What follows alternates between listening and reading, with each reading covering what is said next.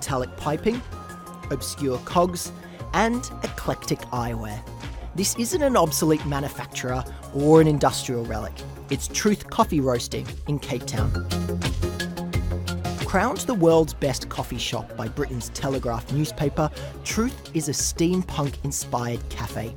And it's places like this that are really pushing Cape Town's creative boundaries. Today, I'm meeting the man behind the city's highest calibre coffee shop, David Donde. This place is as much a work of art as anything else, but why steampunk? What are you trying to say with that? I'm not trying to say anything with steampunk. The first part of the process was walking around with one of South Africa's most talented industrial designers, Haldane Martin. And unrelated project, he turned to me the one day and he said, "David, you know what you are?" And I said, "What, Haldane?" And he said, "You're steampunk." And in this moment of epiphany, there it was. We've done something fun, we've done something meaningful without becoming Disneyland. We're not a theme park, we're a coffee experience, and it adds to the experience. One part of that experience is their barista school. Truth offers 3 levels of instruction: coffee appreciation, barista introduction, and professional barista. Each consists of 5 days of training, and while I'm here, I'm getting a personal lesson for making the perfect flat white. So basically our aim is to create a chain from this side of the grinder to there, producing a really nice flat white and keeping everything clean and consistent. And tamping, nice and simple, keeping them level and just removing the air molecules between the coffee. What's nice to watch is the color change. So it's one of the ways we identify when the espresso has fully been extracted. So we seem to 65 degrees, so it's not too hot. We want the customer to be able to drink the coffee as it's served.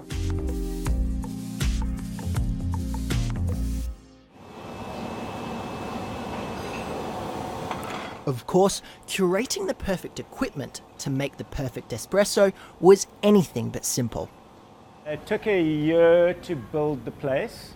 It took a year to rebuild the coffee roaster itself, and the coffee roaster was always the essence of it. Some things came out of that process that we didn't expect, like we've got the world's only coffee roaster that runs on biofuel. Truth has a flair that sets it apart from other coffee shops. For David and his team, their passion for a good brew runs deep, and their passion to share it even deeper. It's really about challenging oneself, getting back to fundamental questions of what is the essence of what we do, what matters, what doesn't, down to how we make coffee or what we consider the best cup of coffee to be.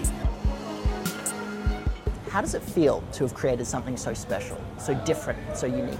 It sort of ratifies my existence. It gives me something to know that I've achieved something, but that kind of achievement is always ephemeral and momentary. And it just asks one question: what next? So what is the next part of the problem then? Making coffee taste better.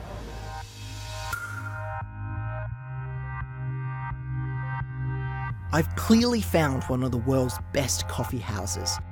So now I'm voyaging to the Cape Town neighbourhood of Woodstock in search of another one of the world's best.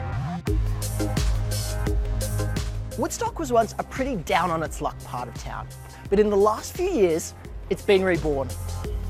Today, it's Cape Town's creative hub. Artists, designers and eccentrics have all made this their home and renovated the rundown factory spaces. And one of the first was here at the Old Biscuit Mill, which is now home to one of the best restaurants on the entire continent, the Test Kitchen. In 2016, the Test Kitchen was named the 22nd best restaurant in the world and the best restaurant in Africa by the Diners Club. The UK-born chef Luke Dale Roberts is the mastermind behind the acclaimed establishment. He's adding gastronomy and culinary embellishment to his colourful cuisine. Since opening the restaurant in 2010, he's become a rock star chef here in Cape Town, and I've been fortunate enough to get a private tasting with him. So this dish here is, I call it pork scratchings with a pint of Guinness. This is quite homely for you, isn't Exactly, it? Really? that's exactly it. So, you know, when you used to go to the pub, Yeah. get your pint of Guinness, you get a little bag of pork scratchings with it. Yeah. I wanted to redesign that whole experience and make it a little bit more interactive.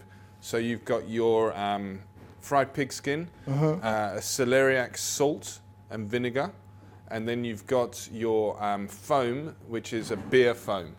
And then you break off a little bit like that. All right. And then you just dip it in here. It's definitely not your pork scratchings down your local British pub, is it? A little bit elevated. That's delicious. That's superb, actually. Beyond the Test Kitchen's elevated menu is a unique concept that adds to the dining experience. The restaurant itself is split into two distinct sections. The first is the dark room, an intimate space where guests begin their culinary journey and enjoy the first 7 courses of the tasting menu. Afterwards, guests move into the light room. It's a more formal, open-air area where they finish their final courses. So why the juxtaposition? Because of juxtaposition. I wanted to create, the 2 completely different experiences. I think it's also nice to go out. It's like if you go to the theatre or if you go and see a concert, you have an interval. So you've seen something, you've experienced something, but there's something else to look forward to.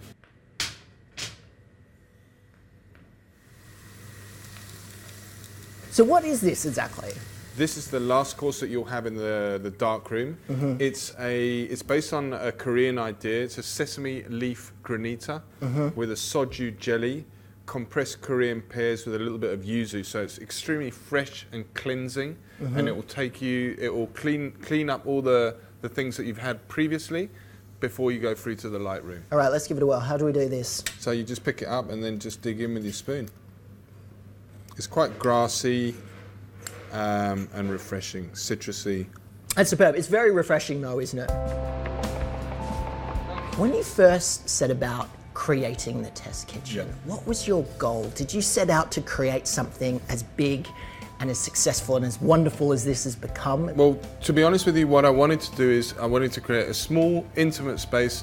I wanted to explore my own creativity as far as I could, and I wanted to cook the best food I could possibly cook. What I love about the Test Kitchen is a blank canvas.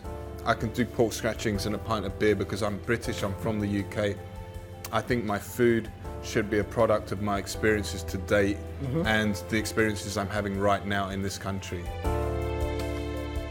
There's no shortage of experiences to be had here in Cape Town, and I can't wait to see what the city has in store for me next.